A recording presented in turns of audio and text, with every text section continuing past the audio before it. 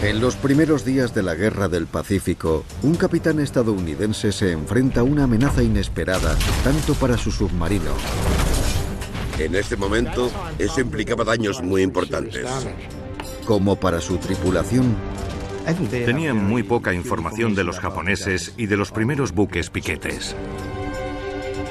Al ponerse en marcha para detener la expansión japonesa en el Pacífico. En la Segunda Guerra Mundial, un arma submarina permite a los guerreros pelear por debajo de la superficie.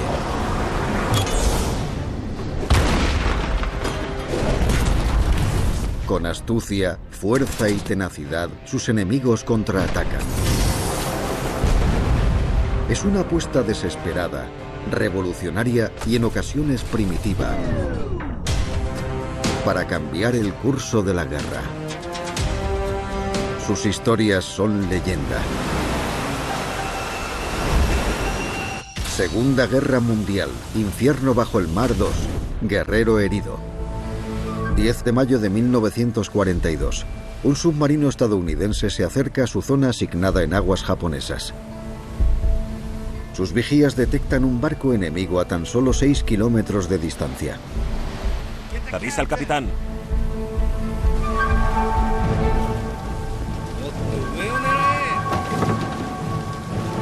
Es la primera patrulla de guerra tanto para el USS Silver Sides como para el teniente comandante Creed Burlingame. Formaba parte de la nueva generación de capitanes de la Marina. Era un espadachín, así lo definió la revista Time después de la década de los 40. Como a muchos de los capitanes en esa época, al principio de la guerra le faltaba experiencia en combate, pero lo compensaba con un fuerte deseo de vengarse de los japoneses por el ataque de Pearl Harbor. Burlingame decide que no merece la pena desperdiciar un torpedo tan caro con ese pequeño barco japonés y espera que con las armas encubiertas sea suficiente. Los jóvenes oficiales y marineros que forman su tripulación de 70 hombres se colocan en sus puestos de combate por primera vez. ¡Punto a las armas! ¡Apuntad! Sus ametralladoras de calibre 50 disparan hasta 3 cartuchos por minuto, a una distancia de casi 14 kilómetros. Hacía mal tiempo ese día. El cielo estaba gris, el mar agitado, y a los artilleros que corrían por la cubierta les costaba mucho mantenerse en pie. Burlingame ataca. ¡Fuego! ¡Fuego!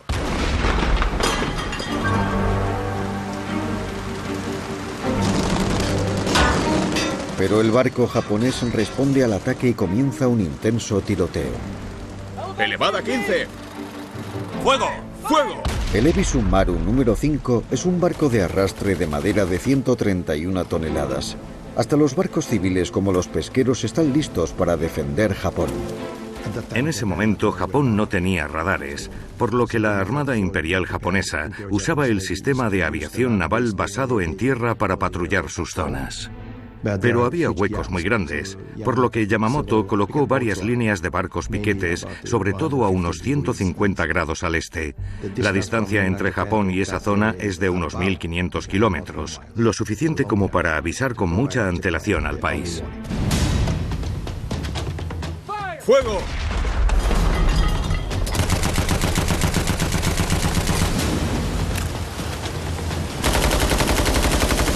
Las balas de las ametralladoras japonesas pasan rozando a los marineros e impactan contra el castillo del barco.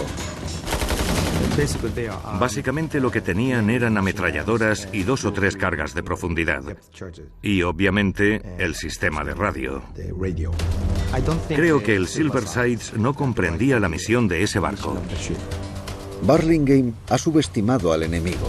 Todos estaban manos a la obra. No solo los artilleros estaban trabajando en la superficie, la tripulación en la parte de abajo estaba recopilando la munición y formando una cadena para llevar esos proyectiles desde abajo hasta la cubierta, desde donde podrían dispararlos.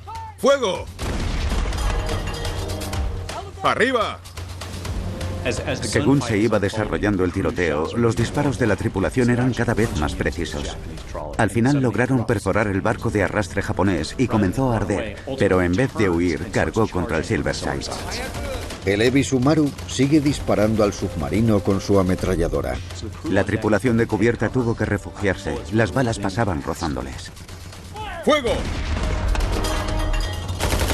Una de esas balas acabó impactando en el casco de uno de los marineros y lo comparó con recibir un golpe en la cabeza con un martillo. A pesar del herido, la cadena de la munición no se rompe. Los cartuchos siguen pasando de mano en mano. Pero cuando otro miembro de la tripulación, Mike Harbin, está a punto de pasar un cartucho al siguiente en la cadena, recibe un disparo. Un segundo después, Mike Harbin cayó al suelo mientras los demás seguían pasándose la munición de unos a otros.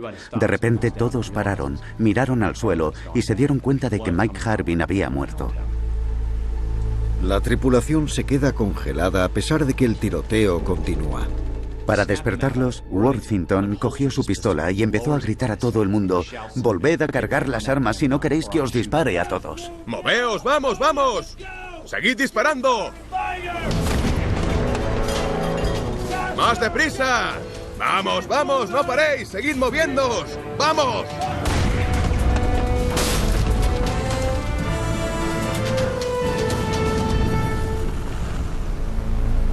Finalmente, el barco japonés ya envuelto en llamas deja de disparar.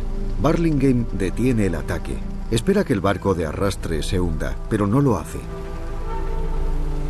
En la primera batalla de la primera patrulla ha fallecido un miembro de la tripulación. Es algo que perseguiría siempre a Burlingame. Pensaba que no merecía la pena desperdiciar un torpedo con Olevi Sumaru.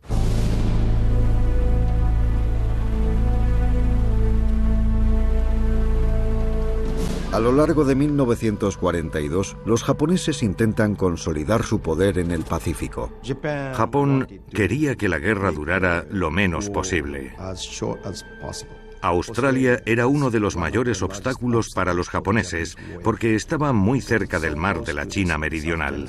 Australia tenía muchas posibilidades de convertirse en el campamento base desde el que lanzar un contraataque contra Japón. Por eso el siguiente paso de los nipones era intentar aislar a Australia. La armada japonesa comenzó a construir bases aéreas en la parte más al sur de las Islas Salomón, en Guadalcanal. Era la mejor zona estratégica para controlar esa zona desde el aire. Para impedir la expansión japonesa, el 7 de agosto, 6.000 marines estadounidenses llegan a Guadalcanal para tomar la isla. La primera ofensiva que llevó a cabo Estados Unidos en el Pacífico fue en Guadalcanal. Guadalcanal no era el lugar en el que querían estar, pero sí era un punto desde el que podrían avanzar. Si una ubicación era importante, sabes que vas a luchar por ella. Y así fue. Hasta allí llegaron muchos marines japoneses. Causaron muchas bajas en el bando estadounidense. En noviembre, las cifras son asombrosas. Más de 30.000 tropas japonesas han llegado a Guadalcanal. Muchas de ellas fallecen al poco tiempo. Sin embargo, siguen luchando para recuperar el control de la zona a pesar del brutal punto muerto. Necesitan refuerzos urgentemente. El 17 de diciembre de 1942, el USS Silverside parte de la base estadounidense para submarinos de Brisbane, Australia. Se dirige a un área al sur de la isla de Truk en su cuarta patrulla de guerra. El submarino del teniente comandante Burlingame debe impedir que las provisiones y los refuerzos japoneses lleguen a Guadalcanal. Habían vivido mucho desde su primera patrulla 8 meses antes. Habían pasado de ser unos marineros jóvenes sin experiencia a unos curtidos veteranos. Habían sobrevivido a varios ataques. Habían perdido a uno de sus compañeros. Todo eso ayudó a que la tripulación estuviera muy unida.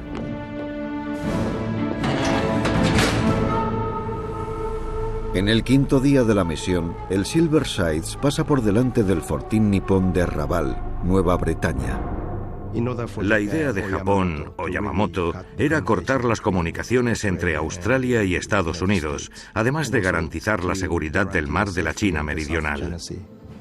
Al principio de la guerra, Yamamoto envió varios portaaviones para tomar Rabaul. Mientras el Silverside se adentra cada vez más en territorio enemigo, un farmacéutico de 22 años, Tom Moore, lleva despierto desde las 4 de la madrugada. ¿Qué ocurre? Me han dicho que te duele algo. Varios marineros sufren náuseas desde que abandonaron Brisbane. El trabajo de un farmacéutico a bordo en aquel momento era muy similar al actual. En la Segunda Guerra Mundial se les enseñaba primeros auxilios, a coser heridas y tratar enfermedades que no fueran muy importantes. Pero un paciente es diferente. George Platter, un contramaestre de tercera clase de 18 años, afirma tener un dolor intenso en el abdomen. Moore le recomienda reposo en cama como a los demás. Pero a las pocas horas, el estado de Platter empeora. Su dolor es ahora mucho más fuerte. El farmacéutico a bordo comienza a preocuparse. Moore cree que sabe cuál es el diagnóstico: apendicitis aguda, una amenaza sanitaria grave en un mundo sin antibióticos. Si tienes un compañero con apendicitis y dejas que esa situación se alargue en el tiempo, puedes acabar teniendo una apendicitis aguda y su apéndice podría explotar. Eso supondría sentenciarle a una muerte segura. Moore cree que hay que operar a Platter. Le pide a Burlingame que solicite un hidroavión, un aparato que puede amerizar, para que recoja a Platter, se lo lleve volando a Australia y le realicen una operación de emergencia. Burlingame tiene que decidir si exponer el submarino y a su tripulación para evacuar al paciente o arriesgarse a perder otro marinero a su cargo. Se da cuenta de que incluso el hecho de solicitar una evacuación podría alertar a los japoneses de su presencia. Burlingame decide no seguir adelante con la evacuación. A las 9 de la noche, el estado de Platter es crítico. Tom Moore, el farmacéutico a bordo, cree que Platter va a morir. Señor, está muy grave. Moore y Burlingame debaten lo impensable. Para que George Platter sobreviva, deben extirparle el apéndice a bordo del submarino en aguas enemigas y sin la presencia de un cirujano. Es muy arriesgado. Sería un procedimiento muy complejo, hasta para un cirujano con experiencia, porque no tenían antibióticos.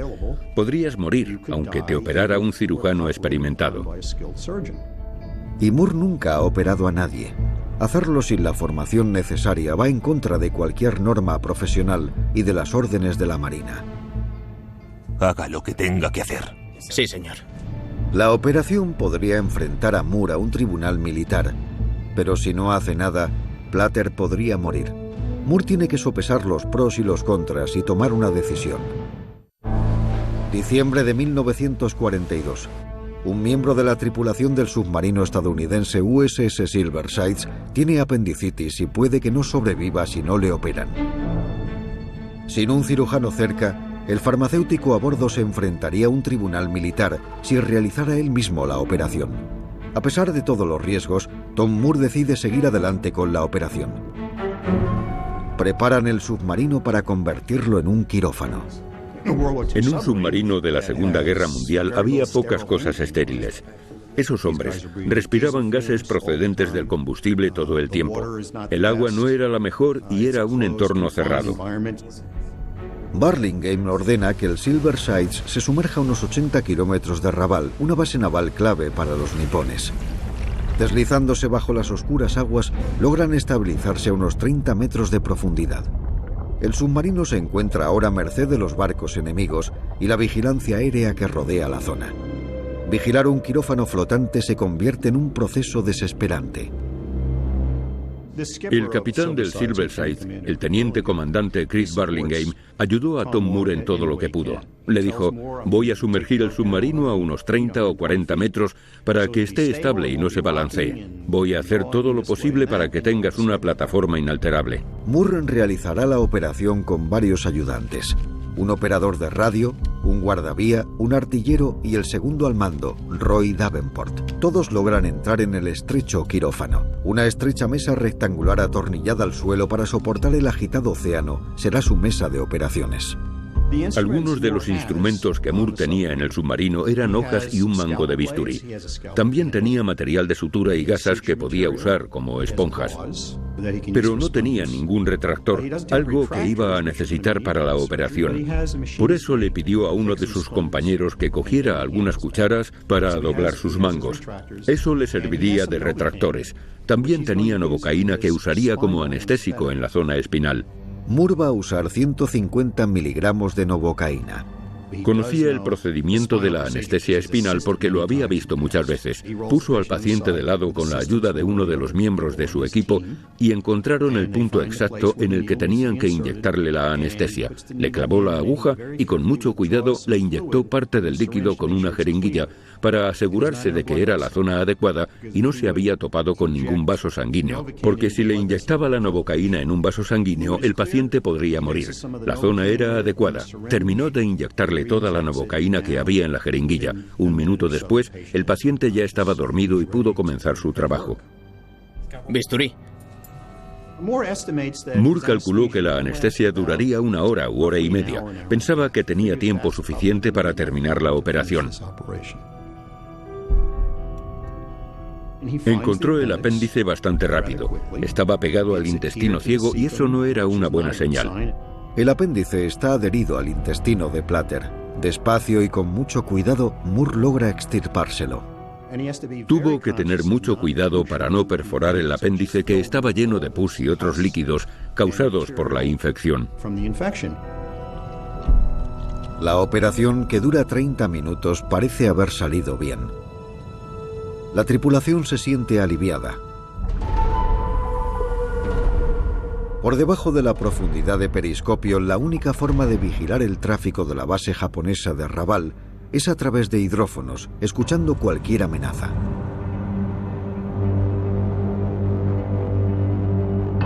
Pero cuando Moore va a coser al paciente, descubre sangre en el abdomen de Plater. Era posible que el paciente tuviera una hemorragia interna. Si no la encontraba y le cosía, era probable que la hemorragia siguiera sangrando y que, al final, le costara la vida. Moore palpa el intestino de Plater con las manos en busca del origen de la hemorragia, pero no encuentra nada. Primero pasan 10 minutos,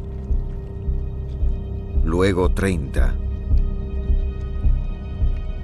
luego 1 hora.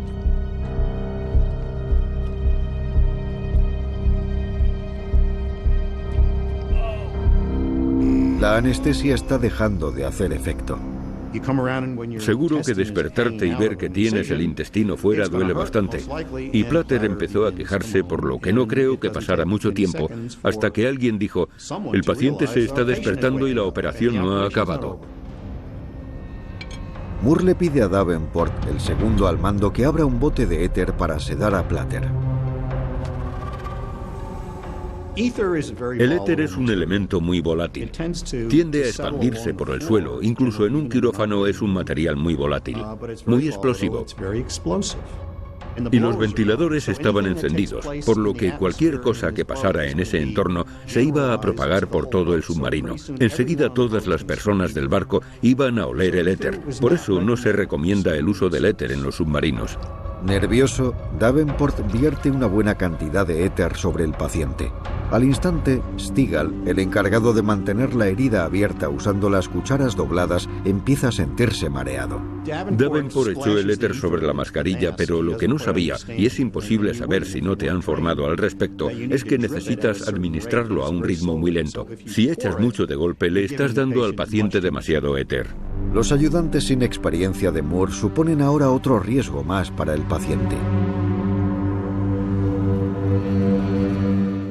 Interrumpiendo la operación, Moore le muestra tranquilamente a Davenport cómo administrar el éter de forma correcta.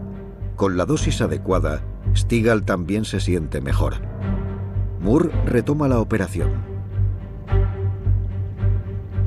Durante 2 horas y media, Moore busca el origen de la hemorragia y se da cuenta de que no puede hacer nada más.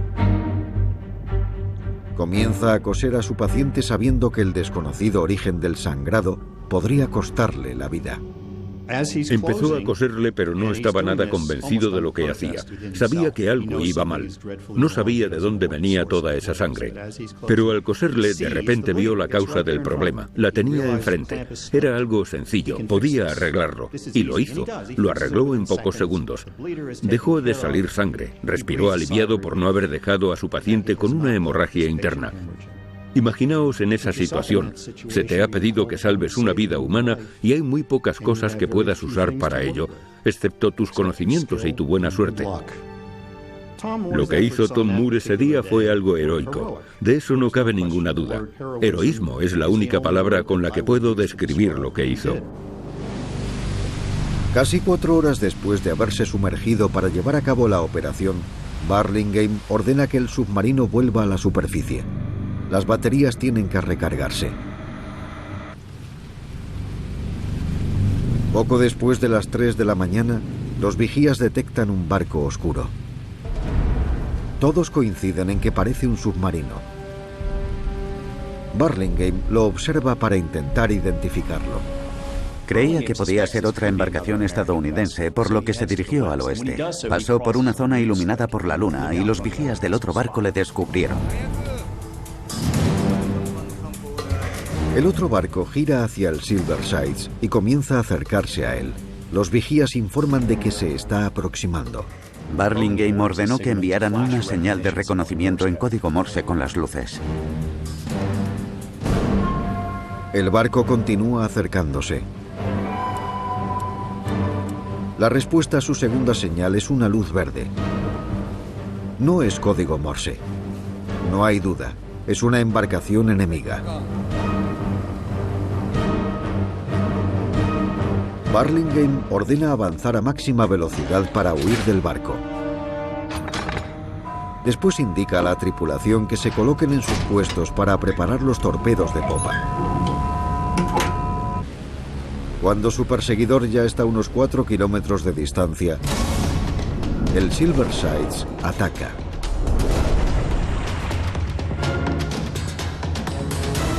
El primer torpedo explota antes de tiempo a unos 2 kilómetros del Silver Sides. El segundo tampoco da en el blanco. El enemigo sigue acercándose al submarino. ¡Preparaos! No les queda tiempo para preparar otro ataque. Burlingame les ordena sumergirse para mantenerse fuera de su alcance ante un posible ataque con cargas de profundidad. En la superficie, el barco enemigo se prepara para lanzar cargas de profundidad.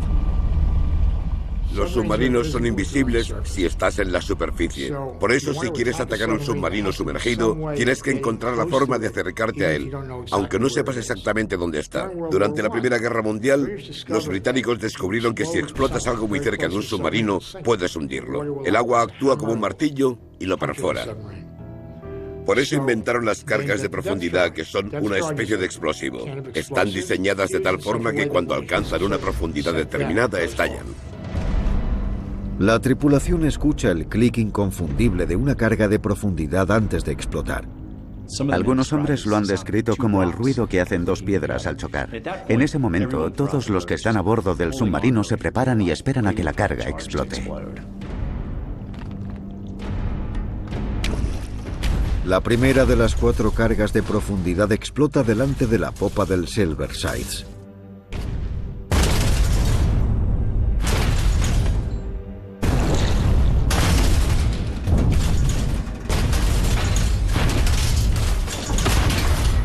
Tienes que calcular la profundidad del submarino. Lo normal es lanzar muchas cargas de profundidad. Se supone que lo tienes que hacer siguiendo un patrón concreto para que, aunque calcules mal, sí logres hundirlo, o al menos dañarlo gravemente. El atacante lanza un segundo bombardeo. Vienen a por nosotros. ¡Cuidado!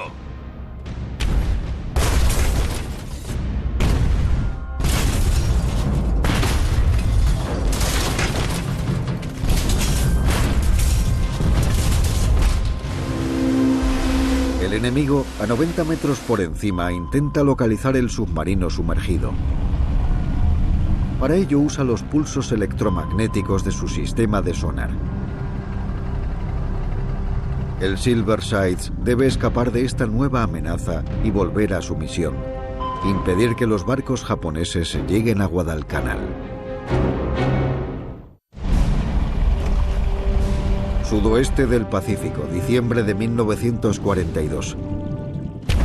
A 80 kilómetros de distancia de la base japonesa de Raval, están atacando al USS Silver Sides. Un destructor japonés le está lanzando cargas de profundidad.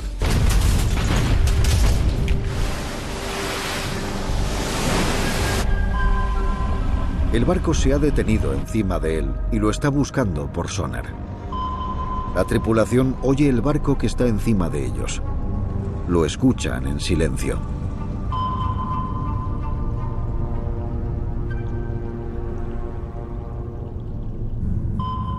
Las operaciones, el equipamiento y las tácticas antisubmarinas de los japoneses eran muy infantiles, incluso al principio de la Segunda Guerra Mundial. La Armada nipona destinó casi todos los recursos posibles a los buques de guerra, los cruceros y los destructores, y se olvidaron de las capacidades antisubmarinas de la Armada Imperial japonesa. La Armada nipona comete otro error de cálculo. Los submarinos estadounidenses pueden sumergirse hasta un 20 o un 30% más que los suyos. La profundidad a la que estaban diseñadas las cargas para explotar era menor que la capacidad de inmersión de los submarinos estadounidenses. Eso provocó desajustes que se sumaron al equipamiento y las tácticas menos desarrolladas de los japoneses. Las cargas de profundidad sacuden el submarino, pero ninguna se acerca lo suficiente para causarle daños graves.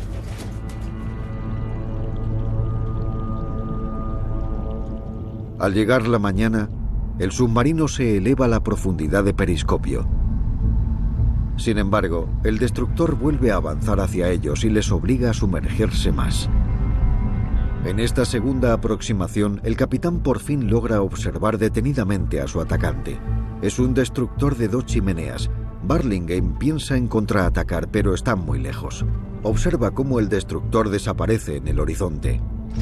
La amenaza se ha terminado, por lo que Burlingame aprovecha para descansar un poco. Durante las patrullas, la tripulación suele estar despierta durante varios días y eso puede agotar a cualquiera y hasta hacer que cometa errores. Los marineros caen rendidos en sus literas. Algunos llevan 30 horas trabajando. Pero no van a dormir mucho. Sobre las 9 de la mañana, y gracias al periscopio, detectan un avión japonés en las alturas. ¡Bajad el periscopio! ¡Llamad al capitán! Antes de que el Silver Sides pueda sumergirse más, el avión lanza 3 cargas de profundidad. Burlingame se cae de su litera violentamente. Se le cayeron muchos cristales encima. Los cristales rotos cortaron a algunos marineros y otros se cayeron de las literas. Los que estaban de pie acabaron en el suelo. Burlingame describió ese momento como si el castillo del submarino estuviera a punto de derrumbarse. La explosión fue tan potente que hasta se salieron las chinchetas que tenían en un corcho. En el quirófano, Plater, que se recuperaba de la operación, también acabó en el suelo. Burlingame y su tripulación se colocan en sus puestos. Worthington se hace cargo de la situación ya que es el jefe de inmersión y obliga al submarino a sumergirse abruptamente mientras esperan el siguiente ataque.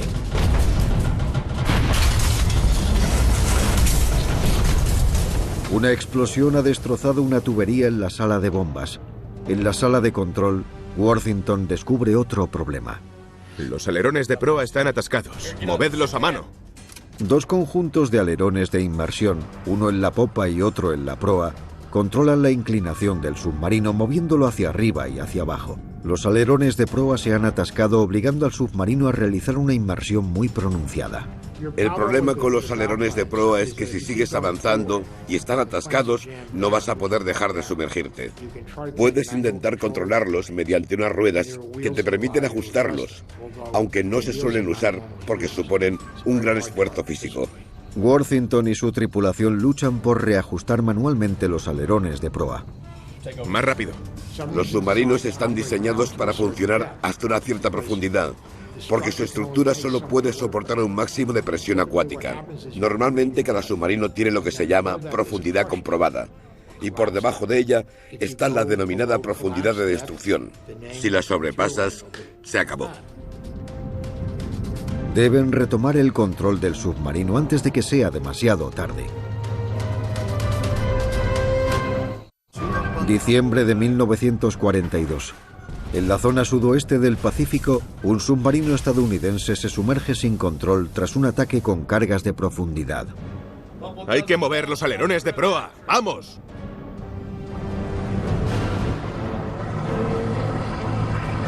La tripulación tarda 15 minutos en controlar manualmente los alerones de proa.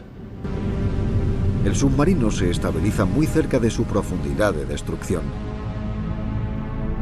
Y para colmo, el destructor japonés que estaba en la zona regresa y les ataca con una nueva serie de cargas de profundidad.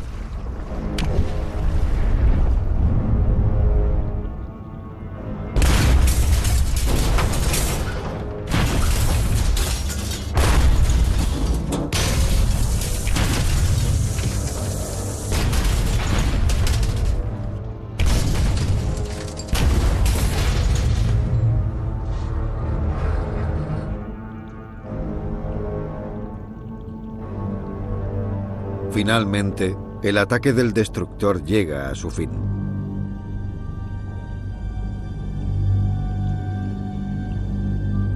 Burlingame decidió que en lugar de enfrentarse a otro ataque, lo mejor era permanecer sumergidos hasta que anocheciera.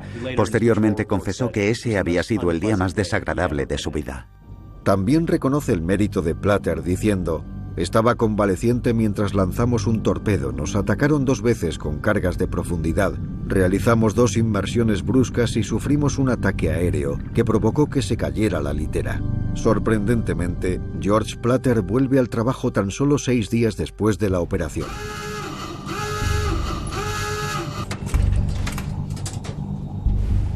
A las 7:42 de la tarde del 23 de diciembre, el Silver Sides emerge a la superficie para comprobar su estado.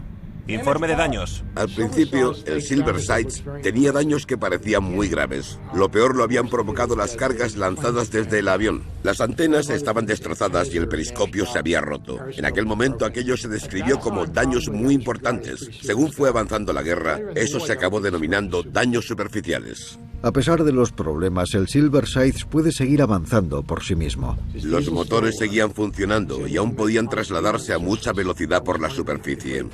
Esa era una de las mejores características del Silver Sides. A la 1 de la madrugada del 24 de diciembre, el Silver Sides llega a duras penas a su zona de patrulla asignada entre las remotas islas de Papúa Nueva Guinea. Se supone que deben patrullar cerca de Track para evitar el movimiento de tropas o materiales japoneses que se dirijan a Guadalcanal. En vez de eso, aprovechan la oscuridad de la noche para hacer reparaciones. Capitán, esto está bajo control. Los submarinos eran muy resistentes, podían sufrir ataques muy fuertes, pero salían de ellos de una pieza. Desde el día de Navidad y en las 3 semanas siguientes, Burlingame y su tripulación se limitan a observar.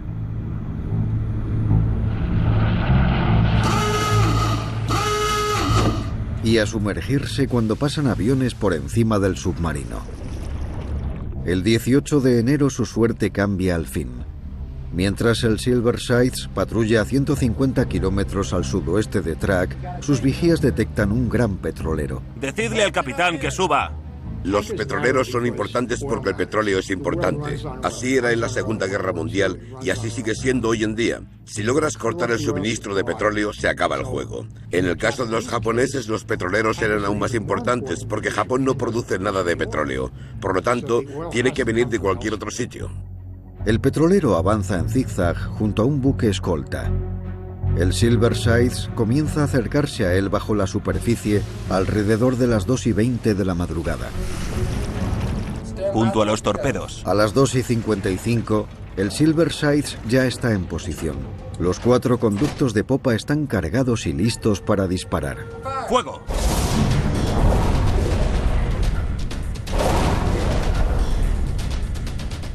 Menos de un minuto después del disparo del primer torpedo, este impacta en la proa del petrolero. Una enorme columna de humo que se ve blanca gracias a la luz de la luna envuelve la proa del barco. El segundo y el tercer torpedo impactan en el centro del petrolero. Humo y llamas salen del barco nipón.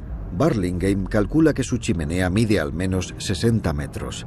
Pero la batalla aún no ha terminado. El buque escolta se dirige hacia el Silver Sides. Bajad el periscopio, hay que sumergirse. Burlingame comienza una táctica de evasión y ordena que se sumerjan más. Pero el buque escolta se acerca al submarino por la popa y lanza 8 cargas de profundidad.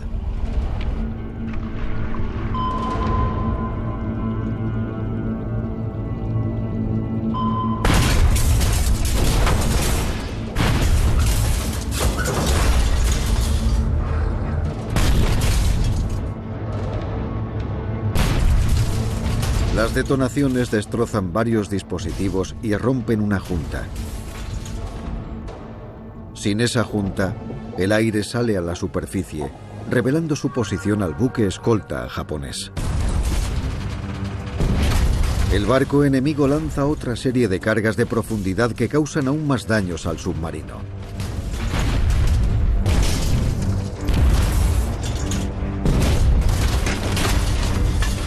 Tras 10 minutos, las cargas están cada vez más lejos. A las 7 de la tarde, el barco enemigo cambia su rumbo y se aleja del submarino.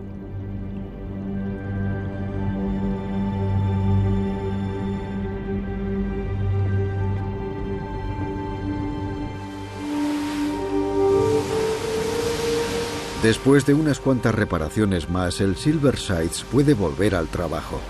2 días después, el 20 de enero, y a 460 kilómetros de track, el Silver Sides está a punto de concluir su patrulla cuando observan humo en el horizonte. Capitán, 5 grados. Burlingame se acerca hasta que identifica 4 buques de carga. Hay demasiada visibilidad para un ataque diurno. Durante 6 horas, el submarino acecha al convoy. Al atardecer ya conocían su trayectoria, velocidad y rumbo. A las 6:18 de la tarde, se aproximan bajo la superficie. Sus 6 torpedos delanteros están preparados. De repente el convoy se alejó y si dispararan en ese momento, nada garantizaba que dieran en el blanco. Uno de los buques escoltas se dirige directamente hacia ellos.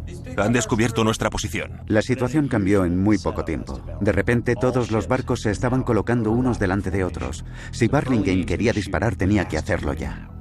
Vamos a deshacernos de todos. ¡Fuego! ¡Fuego! Lanzan 6 torpedos al conjunto de barcos.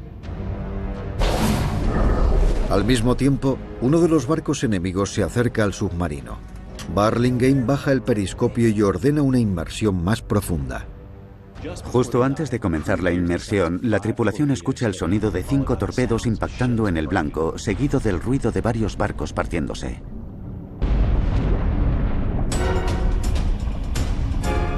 El buque escolta busca al Silver Sides mediante su sistema de sonar y lanza 6 series de cargas de profundidad.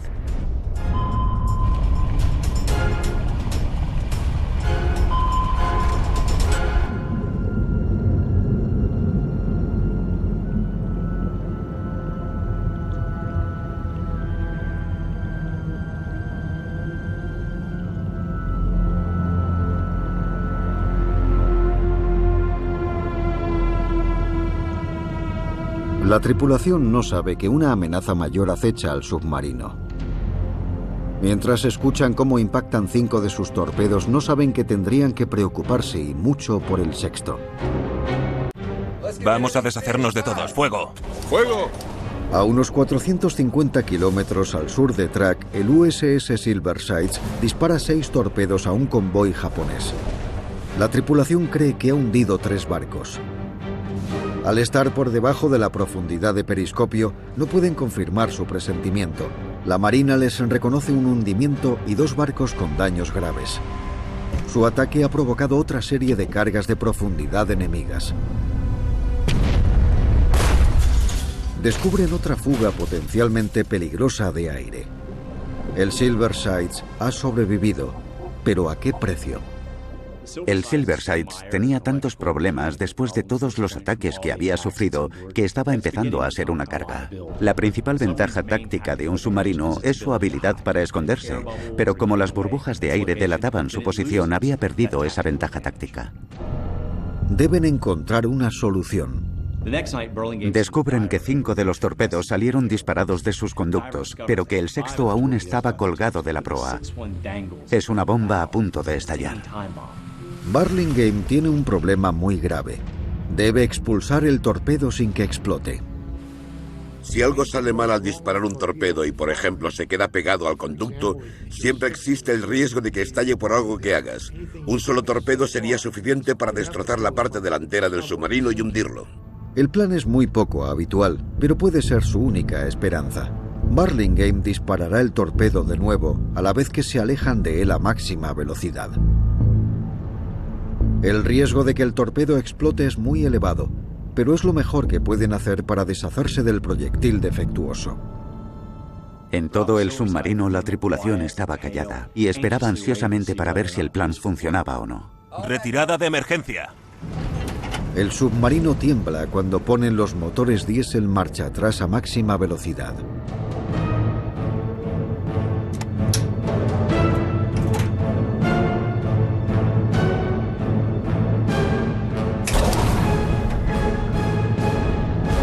Una fina estela sale por la proa del submarino. Ahí va. El torpedo se aleja hasta desaparecer.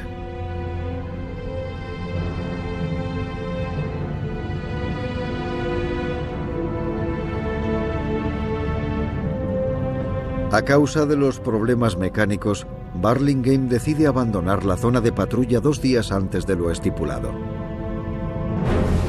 El 31 de enero de 1943, 47 días después, el USS Silverside finaliza su 4ª patrulla de guerra en Pearl Harbor.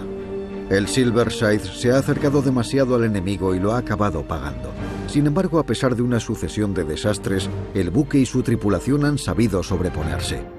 En su informe enumeraron las cosas que fueron mal para que al volver a casa los encargados de construir los siguientes submarinos supieran por qué aspectos tenían que preocuparse. Es la mejor forma de evaluar un sumergible. Una de las tareas del informe de patrulla es establecer todo lo que ha salido mal para poder arreglarlo. Nunca se habla de lo que sí ha funcionado. De vuelta a tierra firme, el médico jefe de la Marina, el Dr. Hart, condena la decisión de Tom Moore de realizar una apendicectomía amateur en el mar y le amenaza con enfrentarle a un tribunal militar. Burlingame interviene a favor del farmacéutico a bordo y el almirante Chester Nimitz filtra la noticia a la prensa. Todas las amenazas en contra de Moore desaparecen. Un análisis posterior a la guerra revela que el USS Silverside hundió 3 de los barcos enemigos a los que atacó. También descubren que esas embarcaciones llevaban refuerzos importantes para los japoneses. Las fuerzas estadounidenses siguen consolidando su posición en Guadalcanal. En febrero, la isla ya está completamente en manos de Estados Unidos. La guerra la ganan las fuerzas terrestres, pero los submarinos como el Silverside frustran el transporte y la llegada de refuerzos, lo que hace que contraatacar cada vez sea más difícil para Japón. Es como asestar un golpe definitivo en el juego de boxeo de las 13 rondas. Si tu pregunta es, ¿hay algún impacto visible inmediato? La respuesta sería no. Pero fue la acumulación de victorias por parte de los submarinos estadounidenses lo que asestó el golpe definitivo a la posición defensiva de los japoneses en las Islas Salomón, comenzando por Guadalcanal.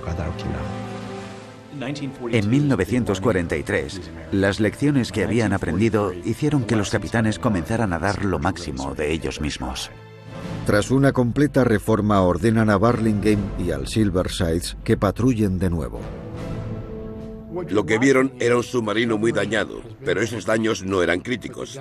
El Silverside había sufrido ataques muy graves y eso enseñó a su capitán, a su tripulación y a muchos otros que es posible sobrevivir aunque te encuentren. Los comandantes como Burlingame supusieron un ejemplo para los capitanes posteriores cuando Estados Unidos entró en el 2º año de la guerra. El Silverside completó 14 patrullas y sobrevivió a la guerra. Actualmente se encuentra en Muskegon, Michigan, y se ha convertido en un museo. Es la prueba de una historia extraordinaria.